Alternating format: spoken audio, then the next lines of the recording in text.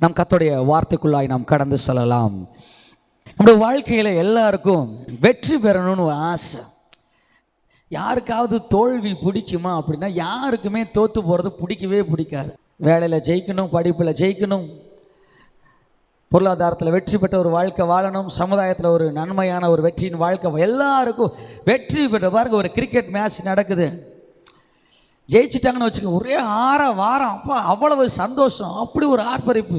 ஏன்னா வெற்றி எல்லாத்துக்கும் பிடிக்கும். அதுவே தோத்துட்டாங்கன்னு வச்சுக்கோங்க, மைதானமே அப்படியே மூஞ்சி தொங்க போட்டுட்டு அப்படியே சோர்ந்து போயிடுறாங்க.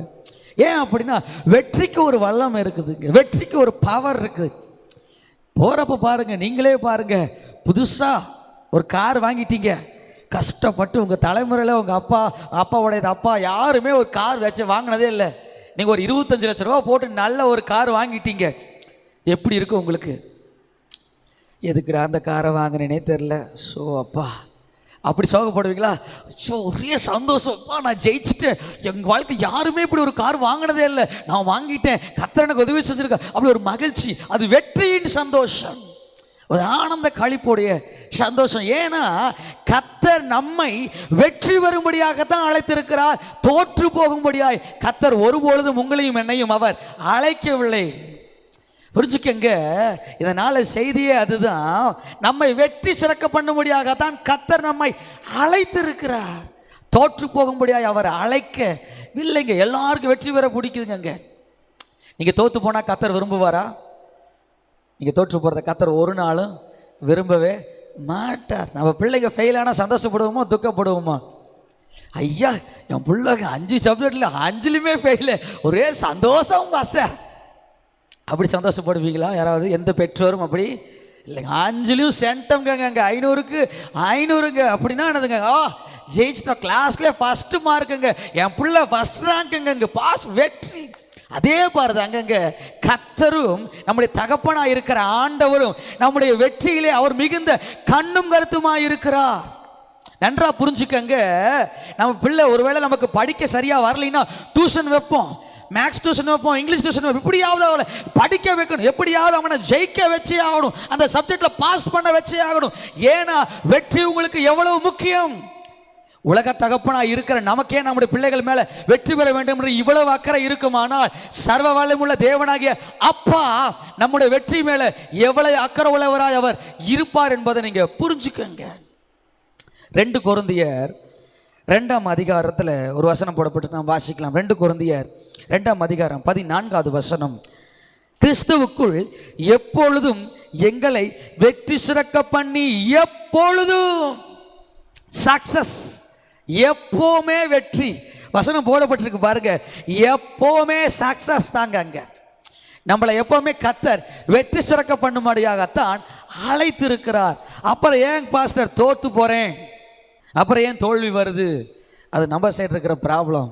ஸோ பாருங்க, கிறிஸ்துவுக்குள் எப்பொழுதும் எங்களை வெற்றி சிறக்க பண்ணி, எப்பொழுதும் எல்லா இடத்துலையும், வார்த்தை அழகான வார்த்தை பாருங்க, எப்பொழுதும் எல்லா இடங்களிலும் அவர் நம்மளை ஜெயிக்க வைக்கத்தாங்க விரும்புகிறார். அவர் நம்ம வெற்றி பெற செய்ய வேண்டும் என்பதாகத்தான் விரும்புகிறார். சற்று என்ன கவனிச்சு பாருங்க. ஒரு சில உதாரணங்கள் மூலியமாக அதை நான் விளக்கி காட்டி விட்டு நான் கடந்து சொல்ல விரும்புகிறேன். எல்லாருக்கும் தெரிஞ்ச ஒரு சில உதாரணங்கள் உங்களுக்கு சொல்லி கொடுத்துட்டு போகிறேன் பாருங்க. நீங்கள் வெற்றி பெறுகிறத தேவன் எப்படியாய் விரும்புகிறார் அப்படிங்கிறத அடையாளம் காட்டும்படியாக ஒரு சில வார்த்தைகளை, ஒரு சில சம்பவங்களை உங்களுக்கு நான் அடையாளம் காட்டிட்டு போகிறேன் பாருங்க. ஆதியாகமம் 22ஆம் அதிகாரத்தை நீங்கள் திருப்பிக் கொள்ளுங்கள். அங்கே ஒரு சம்பவம் போடப்பட்டிருக்குங்க, எல்லாத்துக்கும் நன்றாய் பரிச்சயமான ஒரு சம்பவம், இன்னொன்று எல்லாத்துக்கும் பிடிச்ச சம்பவம் பாருங்க. இந்த காரியங்கள் நடந்த பின்பு தேவன் ஆபிரகாமை சோதித்தார். எப்படி எனில், அவர் அவனை நோக்கி ஆபிரகாமே என்றார். அவன் இதோ அடியேன் என்றான். அப்பொழுது அவர், உன் புத்திரனும் உன் ஏகசோதனும் உன் நேசகுமாரனுமாக ஈசாக்கை நீ இப்பொழுது அழைத்து கொண்டு மோரியா தேசத்துக்கு போய் அங்கே நான் உனக்கு குறிக்கும் மலைகளின் ஒன்றின் மேல் அவனை தகன பலியாக பலியிடு என்றார். பாருங்க, இங்க ஒரு சம்பவம் நடக்குது. ஆபிரகாமுக்கு வெகு நாள குழந்தை இல்லை. கிட்டத்தட்ட 100ஆம் வயதில் தேவன் அவருக்கு நல்ல ஒரு குழந்தையை கொடுக்கிறார். கிட்டத்தட்ட குழந்தையெல்லாம் பிறந்து கிட்டத்தட்ட ஒரு 20 வருஷம், அதாவது 20+ இயர்ஸ் ஆயிடுச்சு, 20 வருஷத்துக்கு மேலே ஆயிடுச்சு. இப்போ ஈசாக்கை பார்த்து கர்த்தர் ஆபிரகாமிடம் சொல்கிறார், ஆபிரகாமே உன் பையனை எனக்கு பலி கொடுத்துருப்பா, மோரியா தேட்டில் இருக்கிறாங்க மலையில் ஒன்று மேலே நீ பலி செலுத்துரு அப்படின்றாரு. எவ்வளோ சந்தோஷமாக இருக்கும் பாருங்க ஆபிரகாமுக்கு. ஐயோ கர்த்தர் சொல்லிட்டாரு, எவ்வளோ பட்டு இந்த மாதிரி விஷயத்துக்கு தான் ரொம்ப காலமாக நான் காத்திருந்தேன் அப்படி நினச்சிருப்பாரா? துக்கப்பட்டிருப்பாரா? தெரியல. ஆபிரகாமை கேட்டால் தான் தெரியும். பரலோகம் போய் கண்டிப்பாக என்ன பண்ணுங்க, கேட்டு பாருங்க. சரி, பலியிடுன்னு சொன்ன உடனே வேதம் சொல்லுது பாருங்க, அதிகாலையிலே, அடுத்த வசனம், ஆபிரகாம் அதிகாலை எழுந்து தன் கழுதைகளின் மேல் சேணம் கட்டி தன் வேலைக்காரர் 2 பேரை தன் குமாரன் ஈசாக்கையும் கூட்டிக் கொண்டு தகன பலிக்கு கட்டைகளை பிளந்து கொண்டு தேவன் தனக்கு குறித்த இடத்திற்கு புறப்பட்டு போனான். 3ஆம் நாள் அந்த இடத்துக்கு போயிட்டான். கர்த்தர் சொன்ன அந்த மோரியா மலைகள் ஒன்றின் மேலே நடந்துங்க, அந்த இடத்துக்கு போயிட்டு நீங்கள் என்ன நல்லா கவனிச்சு பாருங்க. வேதாகமத்தை வீட்டில் போய் வாசிச்சு பாருங்க. நான் சொல்கிற சம்பவத்தை அப்படியே கதையாக உங்களுக்கு நான் விளக்கி காட்டி விட்டுட்டு போகிறேன். மோரியாகிற மலைகள் ஒரு தேசத்து நடுவில் எனக்கு அங்கே ஒரு இடத்துல போய் அந்த கரெக்டாக 3 நாள் ஆபிரகாம் இருக்கிற இடத்துலேருந்து 3 நாள் கழித்து பிரயாணமாக அந்த இடத்துக்கு போய் சேர்ந்துட்டார். இப்போ சேர்ந்த உடனே மலை மேலே போய் பலியிடுறதுக்காக எல்லாமே கட்டையெல்லாம் எடுத்து எல்லாம் ரெடி பண்ணி வச்சுட்டார். ரெடி பண்ணி வச்சுட்டு 5ஆவது வசனம் பாருங்க, அப்பொழுது ஆபிரகாம் தன் வேலைக்காரர் நோக்கி, நீங்கள் கழுதையை நிறுத்தி இங்கே காத்திருங்கள், நானும் பிள்ளையாண்டானும் அவ்விடம் மட்டும் போய் தொழுது கொண்டு உங்களிடத்தில் திரும்பி வருவோம் என்றான். பாருங்க, இப்போ ஆபிரகாம் ஒரு ஸ்டேட்மெண்ட்டை சொல்லிட்டு போயிருக்கிறார். திரும்பி வருவேன்னு சொல்லிட்டு போயிருக்கிறார். யார்கிட்ட? வேலைக்காரங்கிட்ட திரும்பி வருவேன் அப்படின்னு சொல்கிறார். ஆனால் எதுக்காக போகிறாரு? கர்த்தர் எதுக்காக ஆபிரகாம் அனுப்பிச்சாரு? நீ போய் மகனை பலியிடு அப்படின்னு. பலியிட்டு ஈசாக்கை பலியிட்டா திரும்பி யார் தான் வரணும்? சிங்கிள் பர்சன் தான் வரும். நாங்கள் 2 பேரும் சேர்ந்து வருவோம் நீங்கள் ஆபிரகாம் சொல்கிறாரு. ஆனால் பலியிட போகிறதுக்காக தான் போகிறாரு. அங்கே ஈசாக்கை பலியிட்டா ஆபிரகாம் சிங்கிளாக தான் தனியாக தான் திரும்பி வரணும். ஆனால் ஆபிரகாமுக்கு சொல்கிறார், நான் திரும்பி வருவேன்னு சொல்லிட்டார். யார்கிட்ட? வேலைக்காரங்கிட்ட சொல்லிட்டார். வாய் விட்டு சொல்லிட்டார். சொல்லிட்டு இப்போ மலை மேலே ஏறுறாரு, ட்ராவல் பண்ணி போகிறார். அப்படியே கஷ்டப்பட்டு மேலே ஏறி என்னதுங்க, அங்கே மேலே எல்லாம் ஏறி போயாச்சு. மேலே ஏறி போய் உட்காந்து ஈசாக்கு வேணா ரெஸ்ட் எடுக்கிறான். ஈசாக்கு ஆபிரகாம் மலை ஏறி ட்ராவல் பண்ண உடனே பண்ணிட முடியுமா? கொஞ்சம் மூச்செல்லாம் வாங்க பாருங்க. ரெஸ்ட்டெல்லாம் எடுத்துட்டாங்க. அப்புறம் ரெஸ்ட்டெல்லாம் எடுத்துட்டு ஓகே சரி பலி இருக்க எல்லாம் ரெடி பண்ணலாம் அப்படின்னு சொல்லிட்டு அங்கே இருக்க கல்லெல்லாம் பக்கத்தில் மலை மேய்க்கிற கல்லெல்லாம் சேர்த்து எல்லாம் அடுக்கி இடுக்கி எல்லாம் வச்சுட்டு கட்டையெல்லாம் எடுத்து வச்சுட்டு இருக்கிறப்ப ஈசாக்கு கேட்குறாரு, அப்பா என்னப்பா எல்லாமே ரெடி ஆயிடுச்சு, பலியிடுவதற்கு தேவையான ஆட்டை காணோம், பலி பொருளை காணோம் அப்படின்னு கேட்ட உடனே, அதெல்லாம் கர்த்தர் பார்த்துக்குவாருப்பா அப்படின்னு என்ன சொல்கிறாருங்க, கர்த்தர் பார்த்துக்குவார் அப்படின்னு சொல்லிட்டு அப்புறம் ரொம்ப கேஷுவலாக என்ன பண்ணுறாரு, சரி அப்படின்னு சொல்லிட்டு கட்டையெல்லாம் அடுக்கியாச்சு. ரொம்ப சூப்பரான சம்பவம். இதுக்கப்புறம் தான் பாருங்கள், கட்டையெல்லாம் ரெடி பண்ணி வச்சுட்டு ஈசாக்க கையை கட்டிடுறாரு. தூக்கி கட்டளை மேலே என்னதுங்க போட்டிருக்க அந்த கட்டை மேலே எல்லாம் ஈசாக்க படுக்க வச்சுட்டார். என்ன சொல்லிட்டு வந்தார் ஆபிரகாம்? திரும்பி வரேன்னு சொல்லிட்டு வந்தார். கர்த்தர் நம்மளை ஒருபொழுதும் எந்த இடத்துலையும் தோற்று போக விட மாட்டார். நல்லா புரிஞ்சுக்கங்க, அவர் நம்மளை தோற்று போக விட மாட்டார். ஆபிரகாம் இந்த வேலைக்காரங்களை கூட்டிகிட்டு வந்தது, ஆபிரகாமோட இருக்க வேலைக்காரங்களுக்கு எல்லாம் தெரியும் ஆபிரகாமோட கர்த்தர் இருக்கிறார், அவர் சொன்ன கண்டிப்பாக அது நடக்கும், அது நிச்சயமாக நடக்கும், அவருக்கு நிறைய கர்த்தர் செஞ்சிருக்கிறார், அவருக்கு நிச்சயமாக நடக்கும் அப்படிங்கிற அசைக்க முடியாத நம்பிக்கை இந்த வேலைக்காரங்களுக்கு இருந்துச்சு. இப்போ இந்த வேலைக்காரங்கள்லாம் எதிர்பார்ப்போட நிற்கிறாங்க. போயிட்டு திரும்பி வருவேன்னு சொன்னாங்க. ஆபிரகாமும் ஈசாக்கும் 2 பேரும் போயிட்டு திரும்பி வருவாங்கன்னு இந்த வேலைக்காரங்க காத்துக்கிட்டு இருக்கிறாங்க. இப்போ ஆபிரகாமுக்கு ஒரு யோசனை, நான் திரும்பி வருவேன்னு சொல்லிட்டேன், இப்போ கட்டையெல்லாம் ரெடி பண்ணியாச்சு, கல்லெல்லாம் அடிக்காச்சு, கட்டையெல்லாம் ரெடி பண்ணி இப்போ ஈசாக்கை தூக்கி மேலே வச்சாச்சு. இப்போ வரைக்கும் ஒரு ரெஸ்பான்ஸும் கத்தடத்துல இருந்து இல்லை. நான் ஏற்கனவே வேலைக்காரங்கிட்ட சொல்லியிருக்கிறேன் நான் திரும்பி வருவேன்னு. ஒருவேளை நான் ஈசாக்கோட போகலை அப்படின்னா இந்த வேலைக்காரன் என்ன பார்த்து என்ன நினைப்பான்? நான் ஒரு தோல்வியான மனிதனை போல அவனுக்கு முன்பதாய் காணப்பட்டுருவேனே. ஐயோ, இத்தனை காலம் ஒரு வெற்றியுள்ள வாழ்க்கை மாறி எங்க எஜமான் பெரிய ஆளு அப்படி நினைச்சிட்டு இருந்த அந்த வேலைக்காரர் என்ன திரும்பி வருவான்னு சொல்லிட்டு நீங்க மட்டும்தான் வந்திருக்கிறீங்க. சொன்ன வார்த்தையில் நீங்க தோத்துட்டீங்களோ, தோல்வி அடைஞ்சிட்டீங்களா ஆபிரகாம் ஐயா அப்படின்னு கேட்டுருவாரு. ஆபிரகாமுக்குள்ள ஒரே யோசனை, ஆபிரகாமுக்குள்ள ஒரே எண்ணம், என்ன பண்றதுனே தெரியல. ஈசாக்க பலியிடுறதுக்கான நேரம் வந்துருச்சு, இன்னும் ஒருமே நடக்கவே இல்லை, பலி பொருள் ஒன்றும் கிடைக்கல. ஒரே யோசனை, கீழே வெயிட் பண்ணிருக்கிறான், எப்படி போய் அவன் மூஞ்சில முழிக்க போறேன்னு தெரியல. ஈசாக்க கையை கட்டி அப்படி கட்டையோட கட்டியாச்சு, கத்தியும் எடுக்க வர நேரம் வந்துருச்சு. ஒரே யோசனை, ஒரு பக்கம் பையன் சாக போகிறான்னு வேதனை, அதை விட ஐயோ கீழே ஒருத்தன் சொல்லிட்டு வந்திருக்கிறேன், மலைக்கு கீழே வெயிட் பண்ணிட்டு இருப்பான், அவன் முன்னாடி நான் தலை குடிஞ்சிட்டு போக முடியாது. எப்பவுமே வெற்றி பெற்ற மனுஷனாகவே என்னை பார்த்துக்கிட்டு இருந்த அவன் மனுஷன் முன்னாடி அந்த வேலைக்காரன் முன்பதாய் நான் தலையை தொங்க போட்டுட்டு ஒரு தோல்வியான ஒரு மனிதனாய் நான் நிற்க போய் எப்படி தான் நிற்க போறேன்னு எனக்கு தெரியலையே. ஆபிரகாமுக்கு ஒரே கவலை. ஒரு பக்கம் மகனை போறோம், இன்னொரு பக்கம் என்ன பலியிட்டு கீழே போறப்ப எப்படித்தானே சமாளிக்க போறேன். எஜமானு கொண்டாடிக்கிட்டு இருந்த நேரத்தில் இப்போ ஒரு தோல்வியான மனுஷன் சொல்லிட்டு என்னை பார்த்து தவறா நினைக்க மாட்டாங்களா, கேவலமா நினைக்க மாட்டார்களா என்று சொல்லி ஆபிரகாமுக்கு ஒரு எண்ணம் ஓடிக்கொண்டே இருக்கிறது. ஒரு பக்கம் வேறு வழியே இல்லை, நேரம் கடந்து போய்கொண்டே இருக்கிறது, நேரம் கடந்து போயிட்டே இருக்குது. கத்தி எடுக்க வேண்டிய நேரம் வந்துருச்சு. மகனை பார்க்குறான், கத்தியை பார்க்குறான், மகனையும் பார்க்குறான், கத்தியும் பார்க்குறான். இன்னொரு யோசனை வந்துக்கிட்டே இருக்குது. பின்னாடி திரும்பி வருவேன்னு சொல்லியிருக்கிறேன், எப்படி போய் அவங்க மூஞ்சில் முழிப்பேன்னு தெரியல. நாங்கள் 2 பேரும் வருவேன்னு வேற சொல்லியிருக்கிறேன், எப்படின்னு தெரியல. கத்தி எடுத்து ஓங்க ஆரம்பிச்சிட்டார். யோசிச்சு பாருங்க, ஒருவேளை நம்ம அந்த இடத்துல நின்னோம்னா என்ன யோசிச்சிருப்போம்? கத்தியை ஓங்கிட்டாருங்க. கழுத்துக்கிட்ட வரைக்கும் போக வேண்டிய நேரம் வந்துருச்சு. ஒரு சில வினாடிகள் தான் ஈசாக்க பலியிடுவதற்கு. ஆனால் ஆபிரகாமை கர்த்தர் ஒரு நாளும் தோற்க விட மாட்டார். ஏன்னா ஆபிரகாம் ஒரு ஸ்டேட்மெண்ட் கொடுத்துட்டு வந்திருக்கிறா, நான் திரும்பி வருவேன்ப்பா அப்படின்னு. அந்த வார்த்தையை கர்த்தர் அறிந்திருக்கிறார்.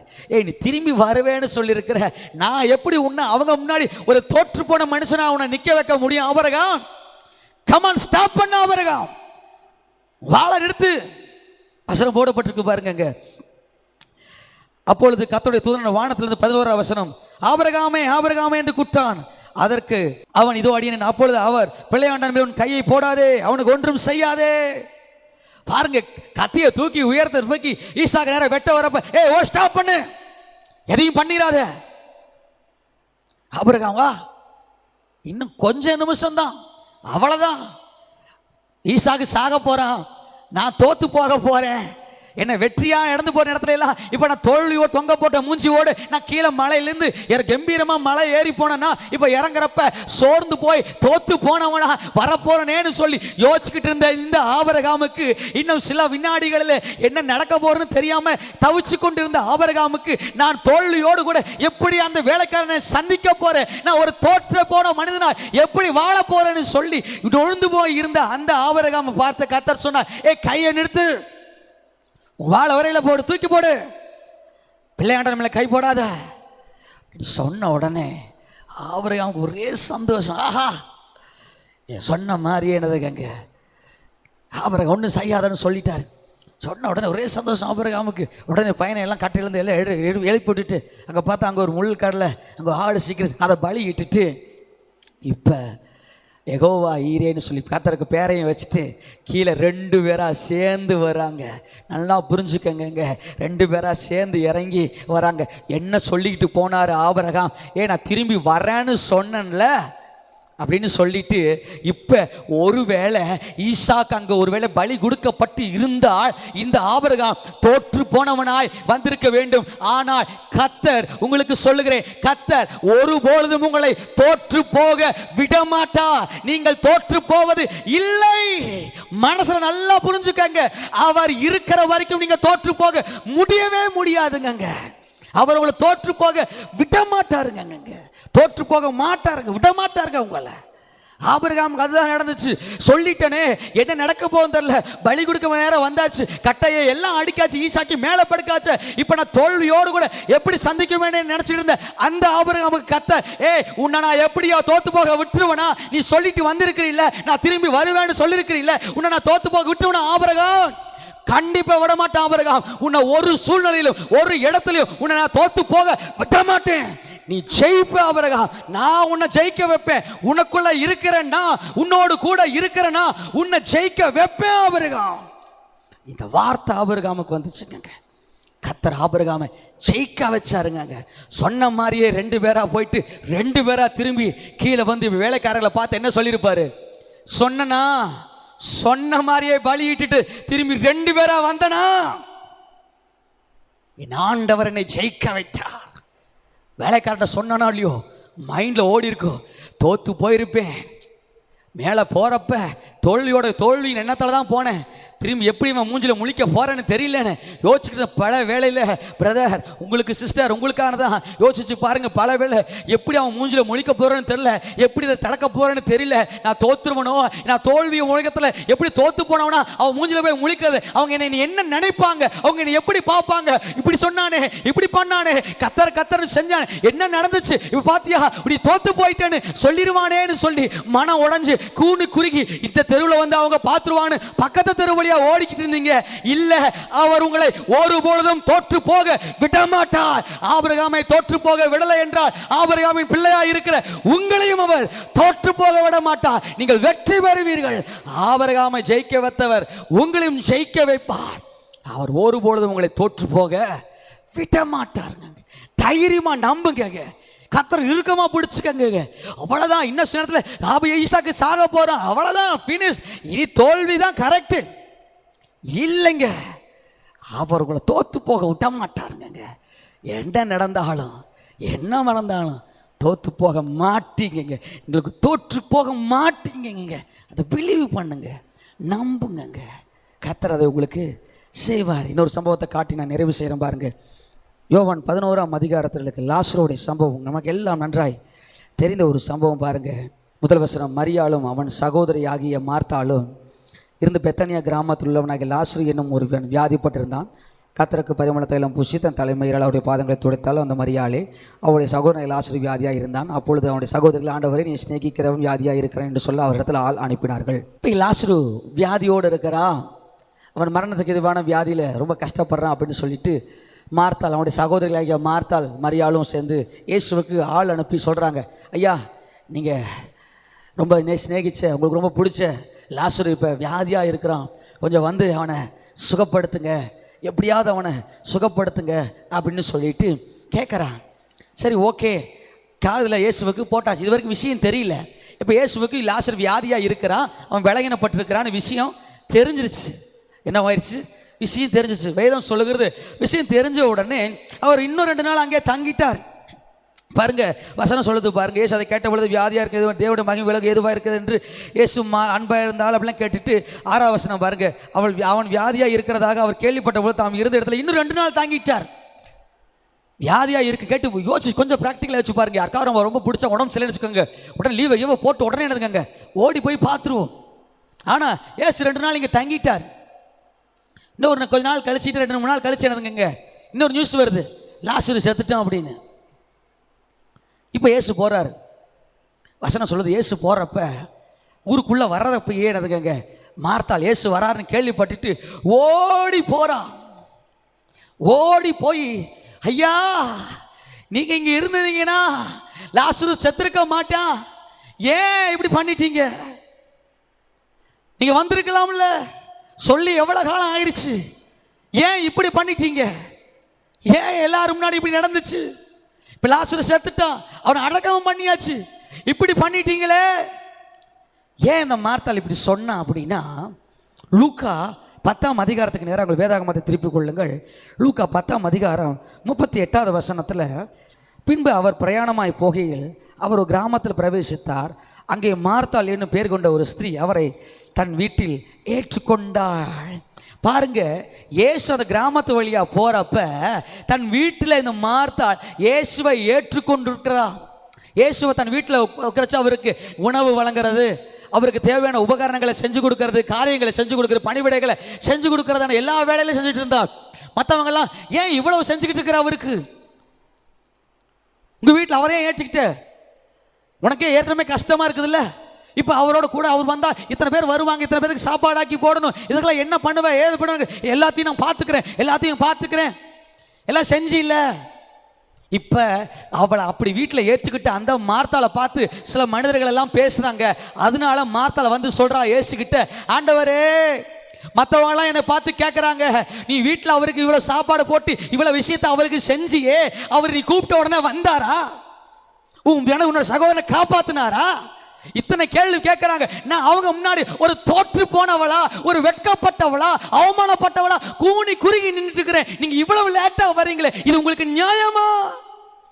கொஞ்சம் யோசிச்சு பாருங்க. ஆண்டவரே எல்லாரும் கேட்கறாங்க, ஏ வீட்டுக்குள்ள அவர் அப்படிலாம் அவருக்கு எல்லா வேலையும் செஞ்சு அவரு ஏசு ஏசு ஏசு ஏசு, எப்ப பார்த்தாலும் சர்ச்சு, எப்ப பார்த்தாலும் வேதம், எப்ப பார்த்தாலும் பைபிள், ஆண்டவர் ஆண்டவர் ஆண்டவர் தேடிக்கிட்டே இருந்து மார்த்தா உன் சகோதரன் செத்தே போயிட்டா, இப்ப வந்திருக்கிறாரு, நீ கூப்பிட்டா வரமாட்டேன்ட்டார். அவரு ரொம்ப க்ளோஸ்ன்னு சொன்ன, அவருக்கு எல்லாம் அத்தனை செஞ்ச, கடைசியா வராம விட்டுட்டார். பாத்தியா, இப்படிதான் பேசுறாங்க ஆண்டவரு. இப்படியெல்லாம் என்ன பார்த்து கேள்வி கேட்கறாங்க, ஏன் வரல நீங்க? நான் ஒரு தோத்து போனவளா அவங்க முன்னாடி நான் சொன்னேன், நான் சொல்லியிருக்கிறேன் அவர் கண்டிப்பா வருவாருன்னு சொல்லி தைரியமா தலை நிமிர்ந்து நின்னேன். இப்படி என்ன தலை குனிய வச்சிட்டீங்களே, என்ன தலை குனிய வச்சிட்டீங்களே. மார்த்தாள் புலம்பி தள்ளுறா. இயேசு பார்த்தார், மார்த்தாள் தைரியமாரு தைரியமாரு தைரியமாரு. ஆண்டவரே பாருங்க, சுத்தி இருக்கிறவங்களாம் என்னை பார்க்குற பார்வையை பாருங்க. நீங்க வீட்டுக்கு வந்த பண்ண தலை நிமிர்ந்து அவர் என் வீட்டில் இருக்க ரொம்ப மார்த்தட்டி சொல்லிக்கிட்டு இருந்தேன். இப்ப பாருங்க, அவங்க எல்லாம் என்னை பார்க்குறப்ப எனக்கு ஒரு தோற்று போன ஒரு மனுஷியா அவங்க முன்னாடி நிக்கிறது எனக்கு பிடிக்கல. நான் இப்ப தோத்து போயிட்டேன். உங்களுக்கு புரியுதா? என் வேதனை புரியுதா ஆண்டவரே? கம்பீரமா நடக்க வேண்டிய நான் இப்ப தோற்று போனவள அவங்க முன்னாடி கூனி குறுகி நின்று கொண்டிருக்கிறேன். நீங்க என்ன தோக்க வச்சிட்டீங்க, நீங்க என்னை தோல்வியடைய வச்சிட்டீங்க, அவங்க முன்னாடி என்ன அவமானப்படுத்திட்டீங்க. அவங்க முன்னாடி நீங்க வந்து நின்றுந்தீங்கன்னா, நான் சொன்னப்பே நீங்க வந்து நின்றுந்தீங்கன்னா நான் கம்பீரமா ஏன் ஆண்டவர் சொல்லியிருப்பேன். இப்ப லேட் ஆயிருச்சு, டிலே ஆயிருச்சு, அவன் செத்து 4 நாள் ஆயிருச்சு. இப்ப வந்து எல்லாரும் என்னை தலை குனிய வச்சிட்டீங்க. உங்களை நம்பினா பாருங்க, இப்ப நான் தலை குனிஞ்சு தோத்து போன மனுஷியா நிக்கிற ஆண்டவரே. உங்களுக்கு புரியுதா? பல வேளை நமக்கு இந்த கேள்வி உண்டு, பல நேரத்தில் நமக்கு இந்த கேள்வி உண்டு.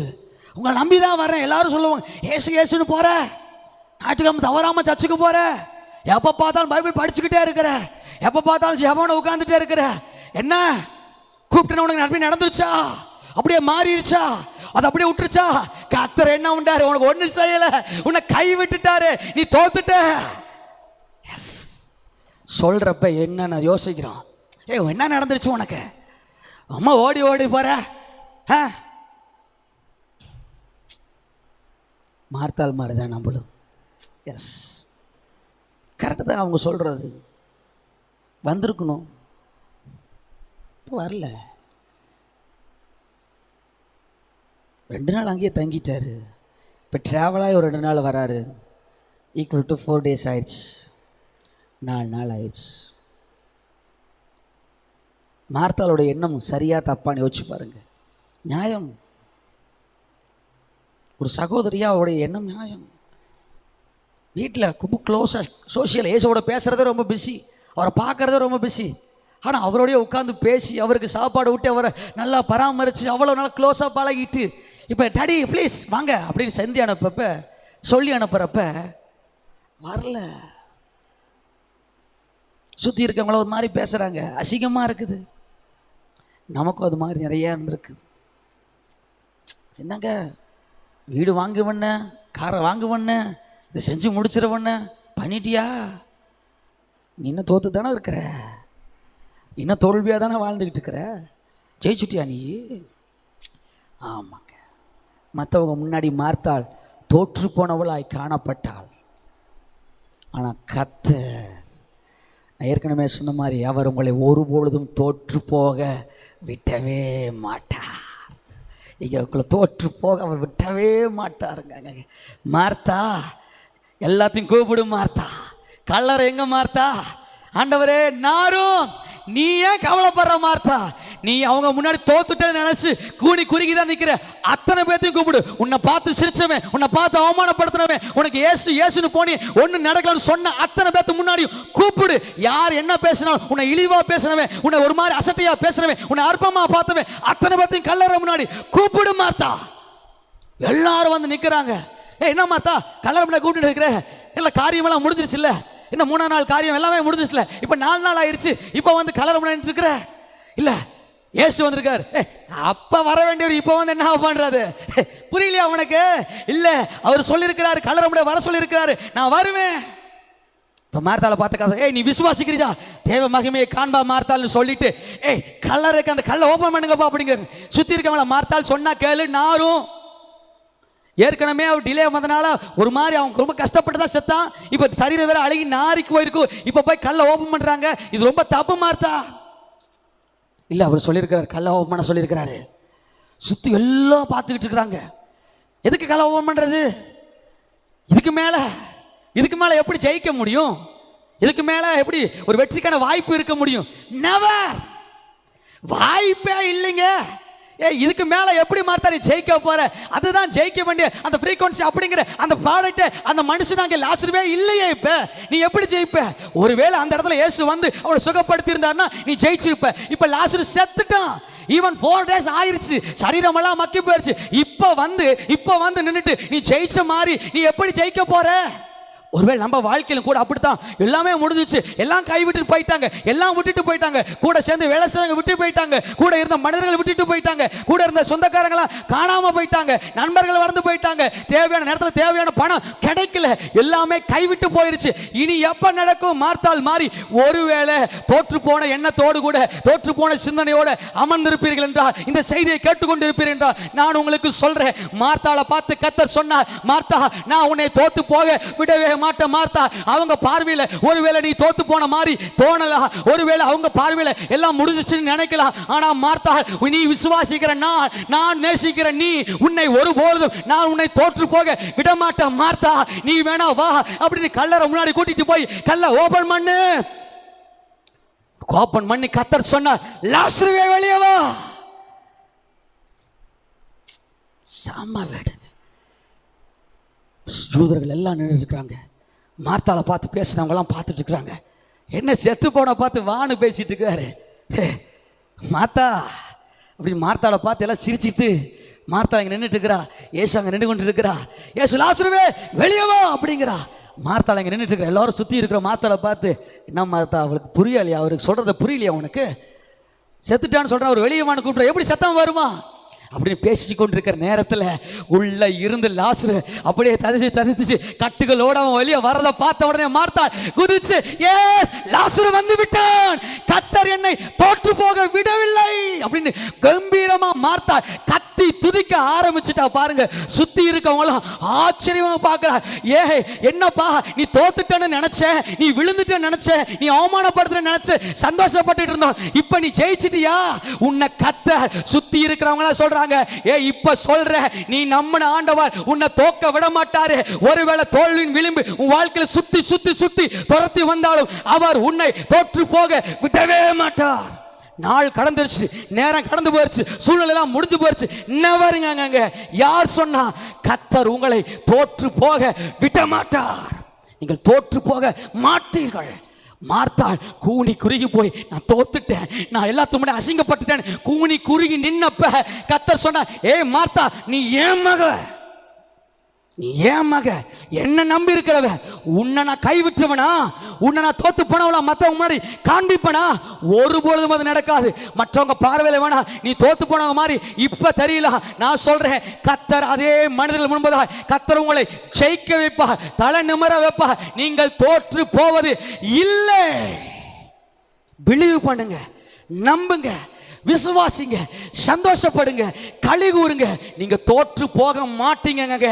அவர் உங்களை தோற்று போக விட மாட்டார். தோல்வியின் விளிம்பு வரைக்கும் போயிருக்கலாம், இதுக்கு மேல ஜெயிக்கிறதுக்கான எந்த சோர்ஸும் இல்லைன்னு நீங்க யோசிக்கலாம். ஆனா சோர்ஸே இல்லைனாலும் கர்த்தர் புதிய வழிகளை உங்களுக்காய் உண்டு பண்ணி உங்களை மற்றவங்க முன்னாடி ஜெயிக்க வைப்பார். நீங்க ஜெயிப்பீங்க. மற்றவர் கண்கள் கண்பன்பதாக யோசுவாவை மேன்மைப்படுத்துவது போல, மார்த்தாளை ஜெயிக்க வைத்தது போல உங்களையும் ஜெயிக்க வைப்பார். நீங்கள் வெற்றி பெறுவீர்கள். நீங்கள் ஒருபொழுதும் தோற்று போவது இல்ல. இந்த வார்த்தை அடிக்கடி சொல்லுங்க. அவர் என்னை தோற்று போக விட மாட்டார். மார்த்தாள் தோற்று போக விடவில்லை. ஆபிரகாமை தோற்று போக விடாதவர் என்னையும் தோற்று போக விட மாட்டார். எல்லார் மனிதர் முன்பதாக, எல்லா சூழ்நிலை முன்பதாக கர்த்தர் என்னை கம்பீரமாக வெற்றி சிறக்க பண்ணுவா, வெற்றி சிறக்க பண்ணுவா. எப்பொழுதும் எல்லா இடங்களிலும் தேவன் என்னை வெற்றி சிறக்க பண்ணுவார். அவர் என்னை தோற்று போக விடவே மாட்டார். இந்த நம்பிக்கை உங்களுக்குள்ள இருக்கிற வரைக்கும் ஒருபொழுதும் நீங்கள் தோற்று போகவே மாட்டீங்க. எத்தனை பேர் நம்புறீங்க, விசுவாசிக்கிறீங்களா? இருக்கிற இடத்துல எழுது, நாம் ஜெபிக்கலாம்.